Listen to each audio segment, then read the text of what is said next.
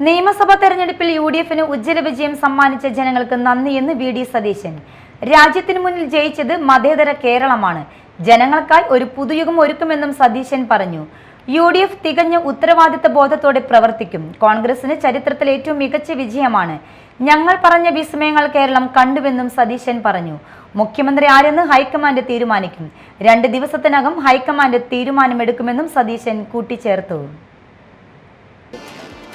കേരളത്തിലെ ജനങ്ങൾ ഒരുപാട് പ്രതീക്ഷയോടുകൂടിയാണ് ഇത്രയും വലിയ ഉജ്ജ്വലമായ വിജയം ടീം UDF-ന് സമ്മാനിച്ചത്.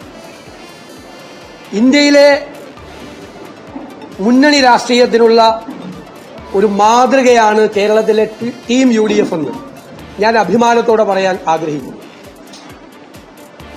ഇത് കേരളത്തിന്റെ ഒരു പ്രഖ്യാപനം കൂടിയാണ് നമ്മുടെ രാജ്യത്തോട്. നമ്മുടെ കേരളം മതേതര കേരളമാണ് എന്ന് രാജ്യത്തോട് മലയാളികൾ നടത്തിയ പ്രഖ്യാപനം കൂടിയാണ് ഈ തെരഞ്ഞെടുപ്പ്. ഒരു വർഗീയവാദത്തിന്റെയും മുന്നിൽ കീഴടങ്ങാതെ എല്ലാ വർഗീയവാദത്തിനുമെതിരായ ശക്തമായ സെക്യുലർ നിലപാടെടുത്തതിന്റെ അംഗീകാരം കൂടിയാണ് തന്നിരിക്കുന്നത്. അവരുടെ പ്രതീക്ഷയാണ്, ചെറുപ്പക്കാരുടെ പ്രതീക്ഷയാണ് ഇനി UDF. ഞങ്ങൾ പുതുയുഗ യാത്രയിൽ ജനങ്ങൾക്ക് കൊടുത്തൊരു വാക്കുണ്ട്. ഒരു പുതുയുഗം കേരളത്തിൽ ഉണ്ടാകും. കേരളത്തിൽ ഇനി മാറ്റങ്ങൾ ഉണ്ടാകും.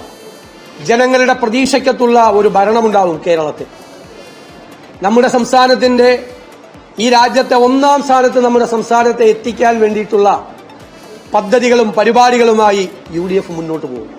ഞാൻ 100-ലധികം സീറ്റ് എന്ന് പറഞ്ഞപ്പോൾ എന്നെ ഒരുപാട് പേര് പരിഹസിക്കുകയും അധിക്ഷേപിക്കുകയും ആക്ഷേപിക്കുകയൊക്കെ ചെയ്തിട്ടുണ്ട്.